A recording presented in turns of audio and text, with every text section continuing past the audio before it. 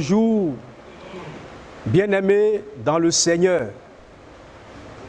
En ces temps troubles,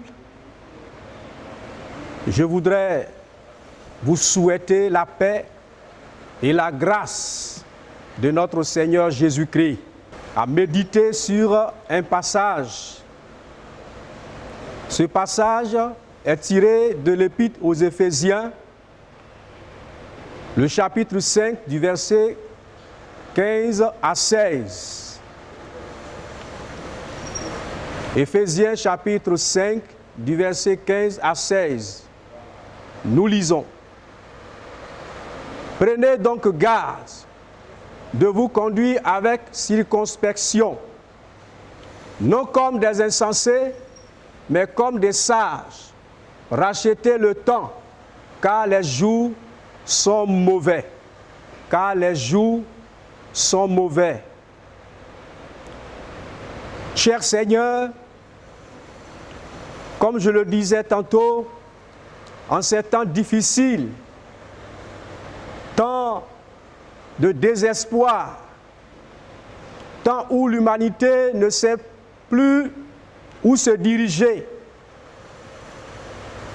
nous nous dirigeons vers toi parce que c'est toi qui as les paroles, qui consolent, les paroles de la vie éternelle.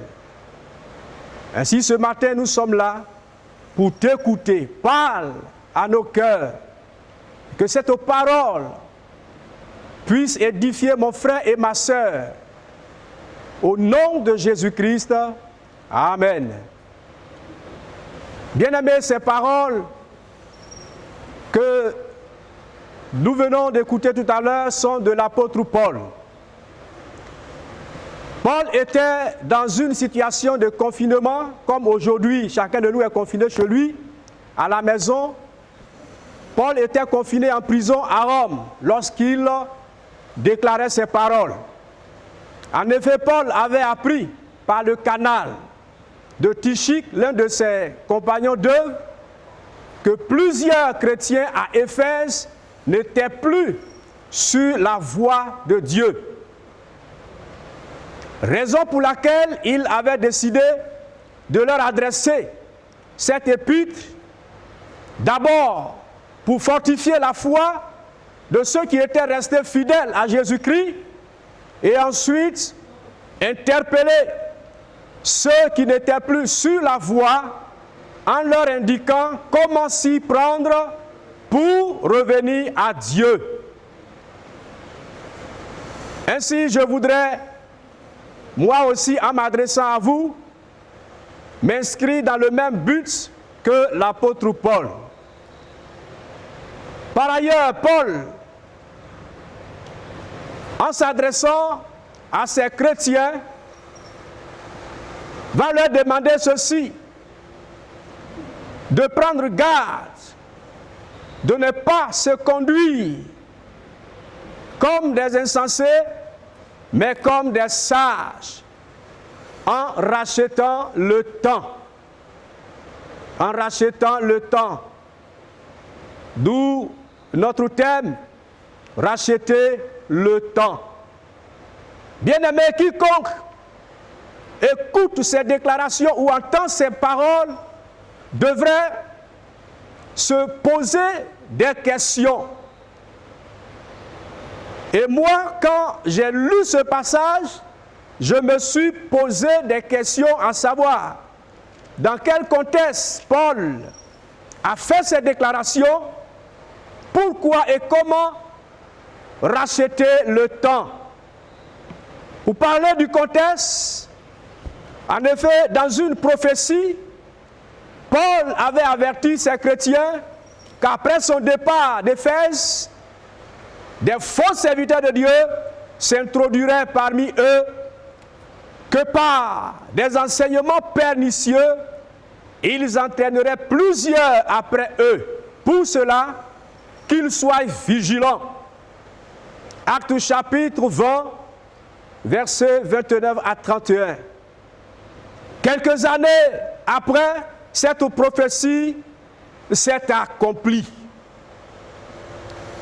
Malheureusement, malgré cette prévention, plusieurs se laissaient séduire et commençaient à vivre mal, à vivre dans le péché, à vivre aux dépens de ces enseignements pernicieux. Donc, nous disons que c'était dans un contexte d'abandon de la foi, de reniement de notre Seigneur Jésus, dans un contexte de relâchement, dans un contexte de découragement, dans un contexte de rétrogradation. Chers frères et sœurs, alors pourquoi racheter le temps?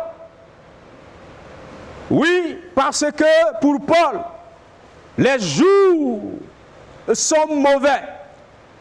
Au verset 16, il dit, car les jours sont mauvais. Les jours sont mauvais pour Paul parce qu'à travers la progression du mal autour d'eux, l'apparition et la présence de faux serviteurs de Dieu parmi eux, la séduction grandissante par le moyen des enseignements pernicieux, l'acceptation des relations extra-conjugales telles la fornication, l'impudicité, l'adultère, la pratique de l'homosexualité dans le monde et même dans l'église de Jésus-Christ, l'abandon de la foi, la perte du premier amour et le sommeil spirituel qui battait son plein, Paul comprenait que c'était des signes qui avaient pour but de rappeler que Dieu n'allait pas toujours contester avec l'homme. Souvenez-vous qu'en Genèse, Dieu avait prononcé ces paroles juste avant le jugement. Oui, chers frères et sœurs. Ensuite, quand Paul voyait ces signes, pour lui, ces signes lui amenaient à comprendre que les occasions de rendre un culte à Dieu, d'évangéliser et de servir Dieu sur la terre allaient bientôt prendre fin. Chers frères et sœurs, aujourd'hui, nous sommes privés de toute communion fraternelle. Nous ne pouvons plus nous rassembler comme on le faisait il y a quelques jours. C'est pour dire que les jours sont mauvais, les temps sont mauvais. Voilà pourquoi Paul, oui, a qualifié de mauvais les jours à cette époque. Chers frères et sœurs, aujourd'hui, comment qualifions-nous notre époque? Comment qualifions-nous notre temps? Quand nous voyons, en plus de ces pratiques illicites citées plus haut, les guerres partout dans le monde, les famines, les inondations, les tremblements de terre, les persécutions, les enlèvements des êtres humains, mariage entre deux hommes et entre deux femmes. En semaine, sur le net, en Afrique du Sud, il y a 2 pasteurs qui se sont mariés. Vous comprenez? C'est pour dire que les jours sont mauvais, effectivement. Quand nous voyons les pestes ou épidémies passées ou présentes, chers frères et sœurs, que voyons-nous à travers ces signes? Nous devons comprendre que nous sommes à la fin des temps. En ce moment même, oui, nous faisons face à une autre peste, que de personnes dans le monde sont décédées du Covid-19. D'après une maman, je ne citerai pas sa langue, vous devez le savoir, certainement, pour prononcer le nom de cette maladie, elle dit Corona bisou. Chers frères et sœurs, ça fait rire, mais c'est la réalité. Notre monde aujourd'hui fait face à une situation jamais connue. Chers frères et sœurs, pour dire que les temps sont difficiles, les temps sont mauvais, les jours sont mauvais. Au regard donc de tous ces signes, nous pouvons donner raison à Paul et dire aussi comme lui que les jours de notre époque sont mauvais. Pour dire que nous sommes dans un virage très dangereux. C'est pourquoi nous devons racheter le temps. Ainsi, racheter le temps, c'est en profitant convenablement de toutes les occasions présentes, bonnes ou mauvaises, pendant que nous sommes en vie. Pour discerner quelle est la volonté de Dieu à notre égard en ce moment même. Dieu veut qu'en ces temps qui courent, le chrétien qui dormait se réveille. C'est en cela Paul va dire, réveille-toi, toi qui dors, réveille-toi, et Christ t'éclairera.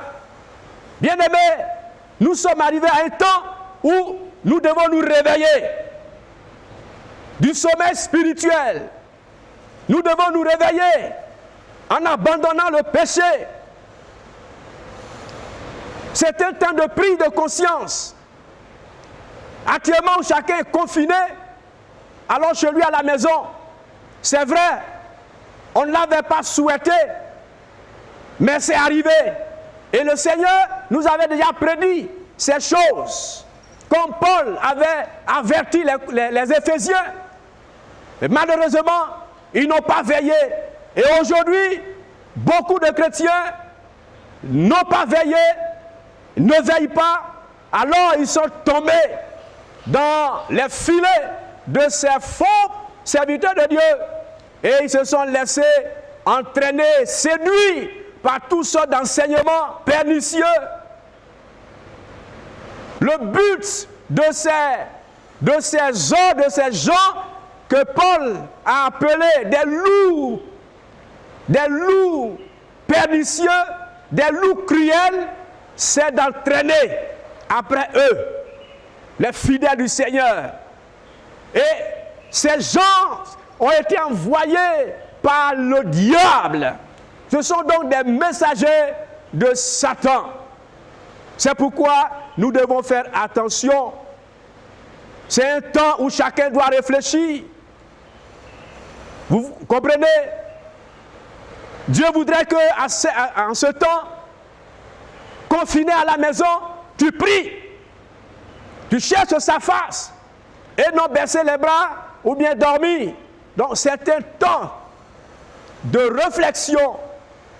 Un temps où chacun doit se réveiller. Dieu veut que nous nous sanctifions davantage. Dieu veut que nous évitions la débauche. Paul disait aux Éphésiens, ne vous enivrez pas de vin, car c'est de la débauche. Donc nous devons éviter de nous enivrer de vin, de nous livrer à l'alcool.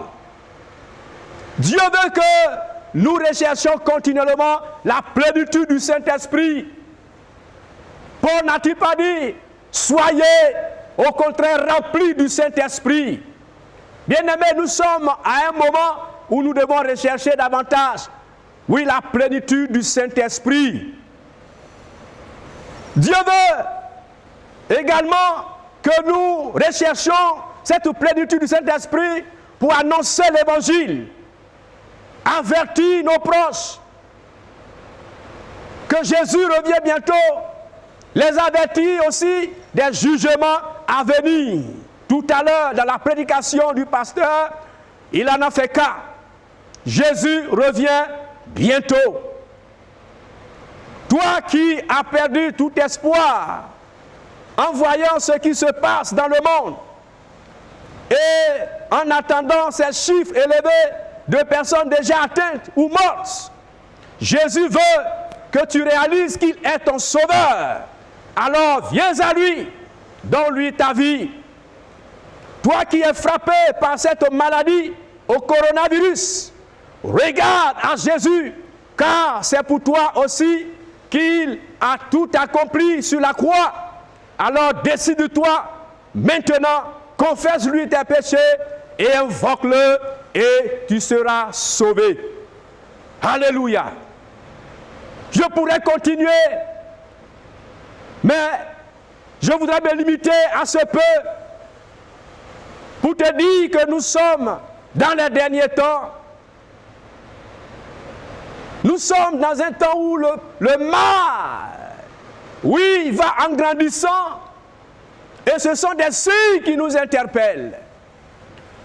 Ce sont des signes qui nous interpellent. Et c'est pourquoi, bien-aimés, nous devons prendre garde, comme Paul l'a dit, à ne pas marcher comme des insensés, comme des ignorants, mais plutôt comme des sages, comme des personnes averties. Jésus nous a déjà avertis. L'apôtre Paul les avait avertis, mais malheureusement, quand ces gens sont arrivés, ils se sont laissés entraîner. Et aujourd'hui, beaucoup se sont laissés entraîner.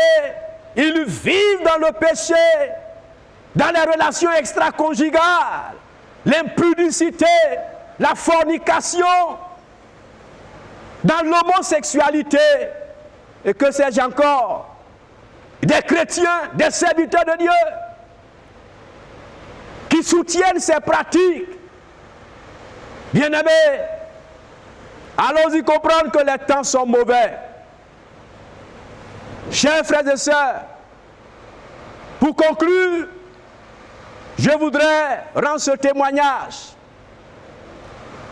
Au cours d'une rencontre chrétienne, il y a un pasteur qui a prophétisé.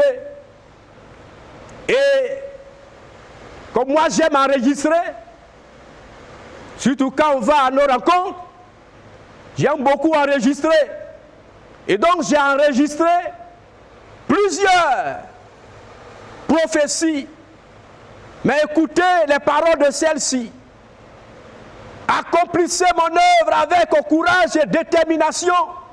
Veillez, car je viens bientôt. Je suis à la porte. Consacrez-vous davantage au ministère. Ne vous laissez pas distraire, car considérez les temps dans lesquels vous êtes.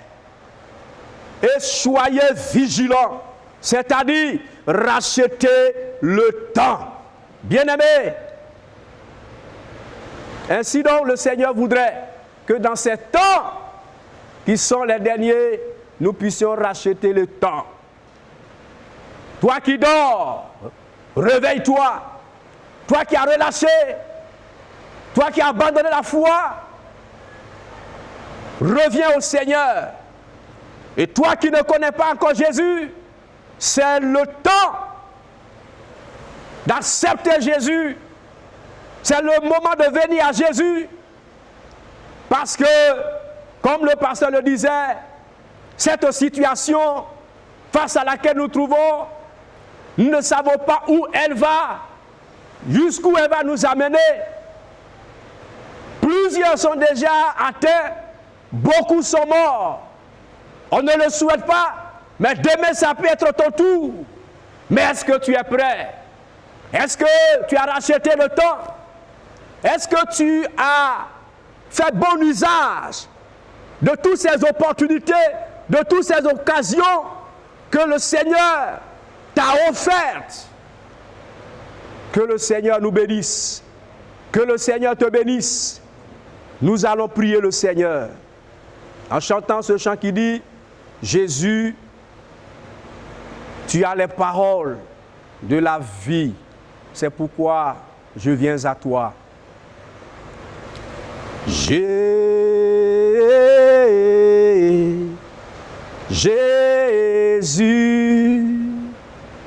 tu as les paroles de la vie. La vie, à qui irions-nous? Chantons Jésus,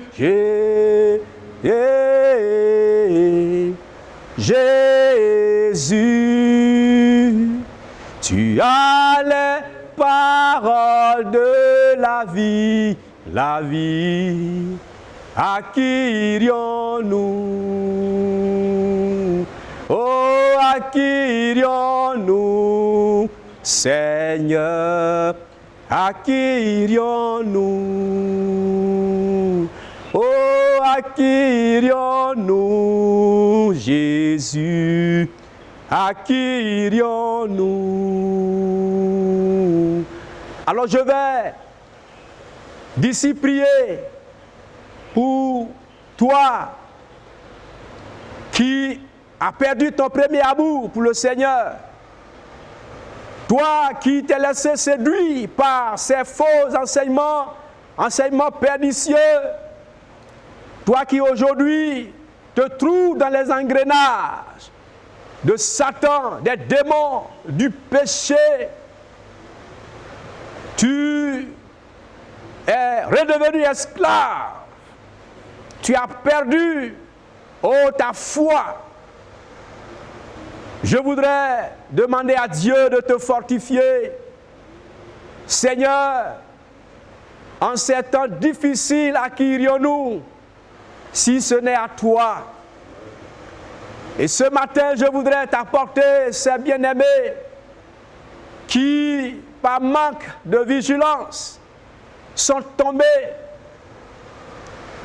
qui par manque de vigilance, aujourd'hui, oui Seigneur, ont dérapé. Je te les recommande, je te demande de pardonner leurs péchés, je te demande de les visiter en ce moment, pour les amener à prendre conscience, pour les amener à racheter le temps, pour les amener à réaliser que les jours sont mauvais. Seigneur, s'il te plaît, fais quelque chose pour eux et ramène-les à toi. Bénis-les. Merci Seigneur. Amen. Je voudrais aussi prier pour ceux qui, en dépit des difficultés, en dépit de la progression du mal autour d'eux, tiennent toujours le bon bout, afin que le Seigneur les fortifie davantage. Seigneur, je te confie, ces bien-aimés frères et sœurs, qui malgré, Seigneur, l'excitation du monde au péché, Seigneur, tiennent le bon bout. Seigneur, reste accroché à toi, je te demande de les aider. Ta parole déclare que celui qui se confie en toi renouvelle, oui, ses forces. Donne à ses frères de se confier en toi, afin que leur force se renouvelle. Garde-les, bénis-les, au nom de Jésus-Christ. Je voudrais profiter pour te prier pour tous ceux qui sont malades, tous ceux qui sont frappés par cette pandémie. Seigneur, tu es le Dieu qui guérit. Jésus, tu as tout accompli à la croix. Que maintenant, au moment où nous prions, ta puissance se saisisse d'eux, que le Saint-Esprit les visite et que la guérison leur soit communiquée. Au nom de Jésus-Christ. Merci Seigneur. Amen. Que Dieu vous bénisse.